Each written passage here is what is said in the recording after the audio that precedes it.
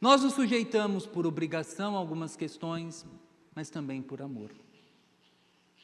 Amor a pessoas que nós tanto queremos ver o bem. E diante de tudo isso, da sujeição, principalmente quando ela é opressiva, nós trazemos cicatrizes na nossa vida. Quem se sujeitou a trabalhar num ambiente tóxico, quando sai daquele local, qual é a fala da pessoa? Nunca mais eu quero trabalhar em um ambiente assim. Não é verdade? Quando você mora num local perigoso, com vizinhos ruins, você fala, nunca mais eu quero morar num prédio, num condomínio, numa rua, num local com pessoas dessa natureza. Você cria traumas. E você tem as suas lutas, que vão justamente levar você a tomar cuidado, a não se colocar abaixo dessa pessoa. Principalmente quando você recebeu muita humilhação na sua vida. Alguns até falam, nunca mais ninguém vai fazer isso comigo. Eu não vou permitir. Eu não permitirei que esse tipo de conduta seja comigo.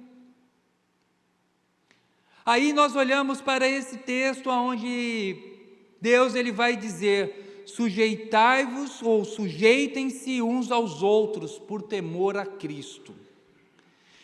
Essa palavra sujeitar-se, ela tem justamente a ideia de uma pessoa que se coloca abaixo.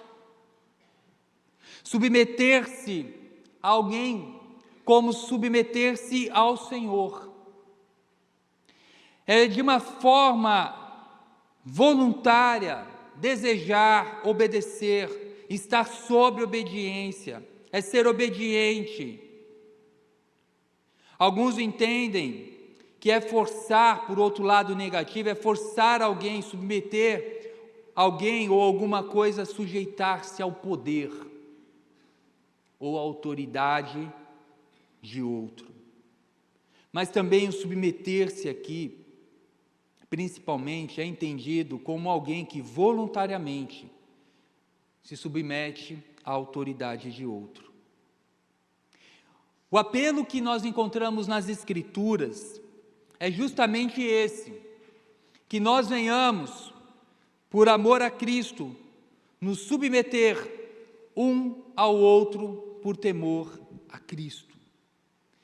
E antes de olhar alguns detalhes particulares do texto lido, vale destacar que há uma diferença entre obediência e submissão. Obediência e submissão não são a mesma coisa. Obediência pode ser exigida e forçada.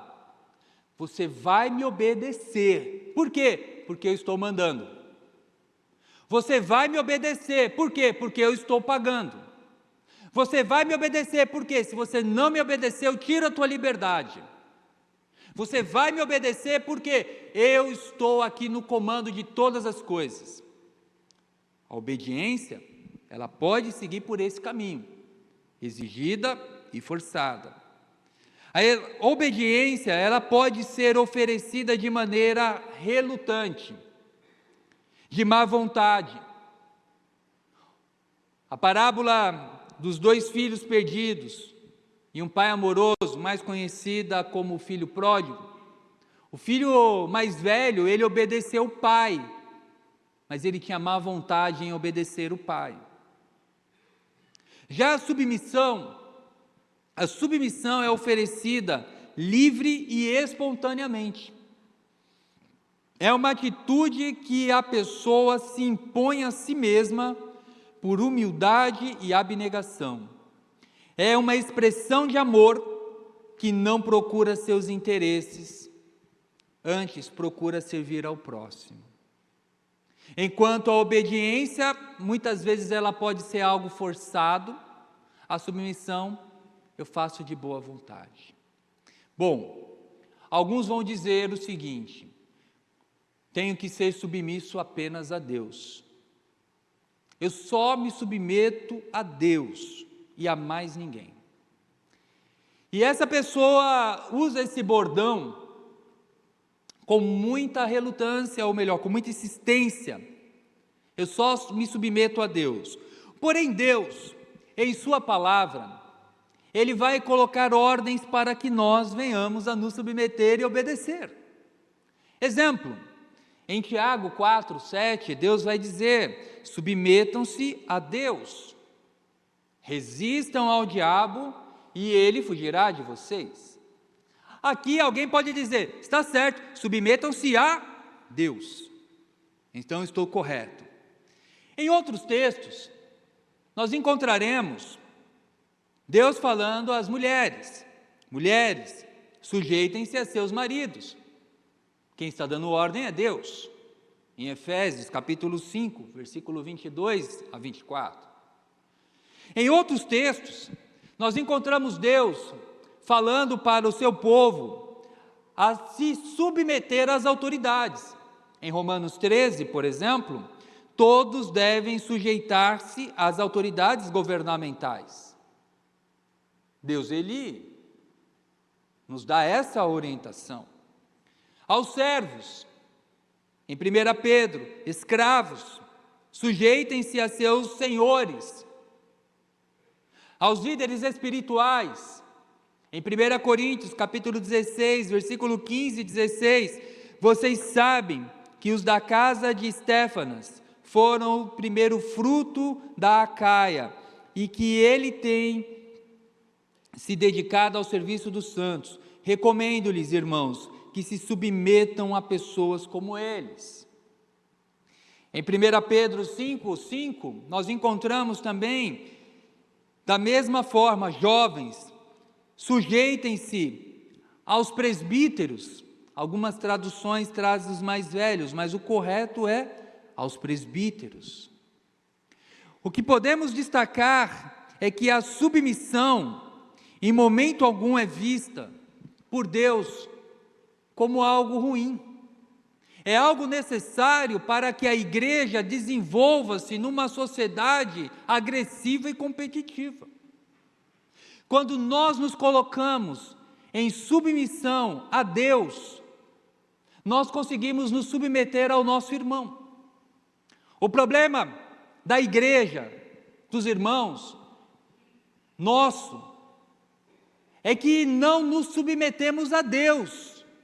E por não nos submetermos a Deus, eu não vou me submeter às autoridades que Deus constituiu, como os meus pais, como as autoridades governamentais, as autoridades espirituais, as autoridades que Deus constituiu dentro da família. Por não me submeter a Deus, eu vou me rebelar, eu me tornarei uma pessoa insubmissa. Eu não quero alguém controlando a minha vida.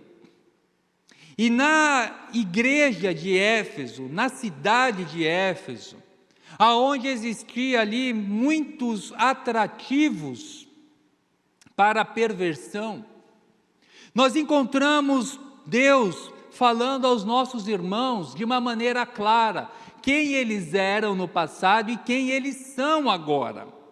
No passado, eles eram pessoas mortas em seus pecados e delitos, agora eles têm que viver uma nova vida.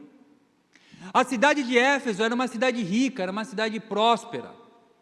Havia templos de adoração à deusa do amor, Diana.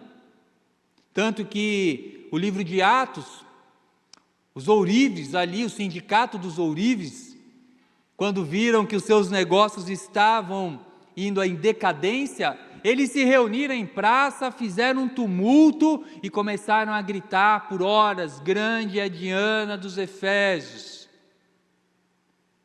Essa era a cidade aonde a igreja de Jesus está fazendo diferença. Uma cidade influenciada pela cultura grega, pela filosofia e pelo comportamento lascivo. E aí Paulo, ele vai dizer o seguinte, inspirado pelo Espírito Santo de Deus: não se embriaguem com o vinho.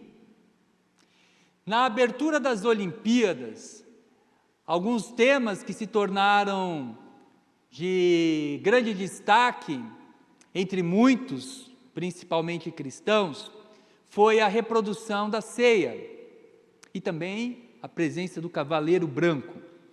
Na reprodução da ceia, tem ali uma figura toda azul.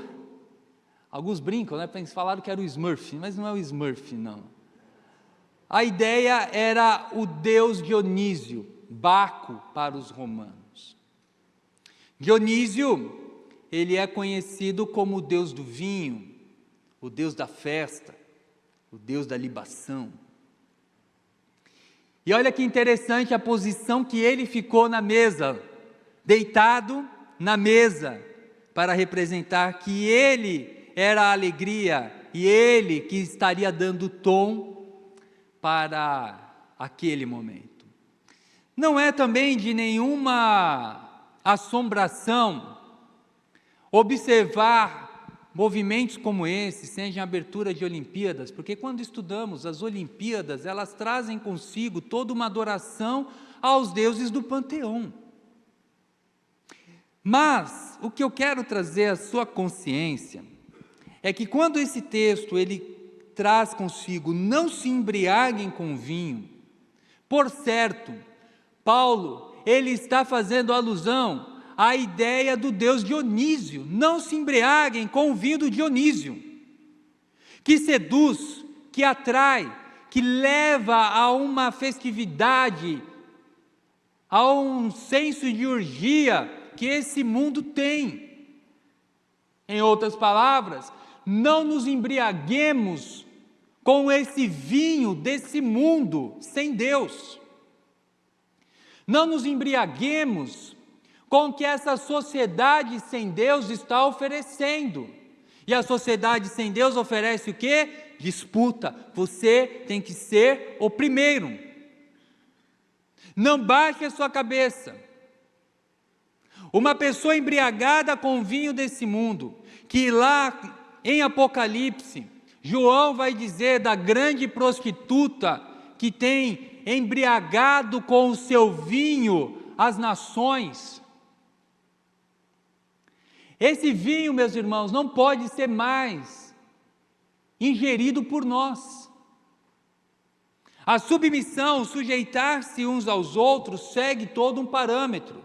O primeiro dele é que a submissão para com os irmãos é o indício de que o cristão está cheio do Espírito.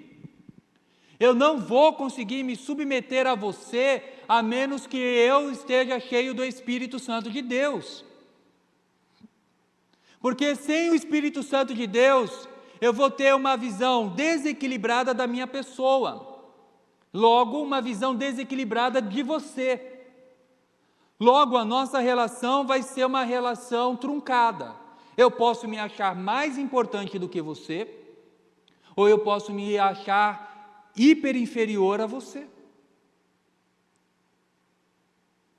Quando nós entendemos que em Cristo nós somos um, e que em Cristo a barreira que nos separa hoje social deixa de existir, a nossa relação, ela passa a ser diferente. A minha relação contigo não é a relação da superioridade e inferioridade. Existem posições que sim devem ser respeitadas, como um pai que precisa ser respeitado pelos seus filhos. Mas isso não quer dizer que o pai é superior, maior, melhor do que os filhos, mas que ele tem um papel proeminente sobre a vida dos filhos. A sujeição nossa um para com o outro vai revelar se nós estamos cheios do Espírito ou não. E qual é o ponto? Se eu olho para você como um igual, eu não vou me sujeitar a você. Se eu olho para você com olhos altivos, eu não vou me submeter. Se eu olho para você como um igual, eu não vou me submeter a você. A sujeição é quando eu entendo quem é Cristo em minha vida e o que Ele fez, e Ele é o modelo perfeito de sujeição, porque Ele se submeteu à vontade do Pai. Ele não pecou, e é o exemplo de Cristo que nós devemos seguir. A igreja de Jesus estava sendo atacada, e se as pessoas ali na igreja de Éfeso, cada um trouxesse para si a brasa, logo a fogueira, a chama do Espírito iria se dissipar. Era necessário que aquela igreja pudesse ser tocada pelo Espírito e cada irmão entendesse o seu papel. Nós precisamos nos encher do Espírito de Deus. E uma igreja cheia do Espírito Santo de Deus, ela não tem espaço para libertinagem. É uma igreja que vai falar entre si com salmos, hinos, cânticos espirituais, dando glórias a Deus, o Senhor.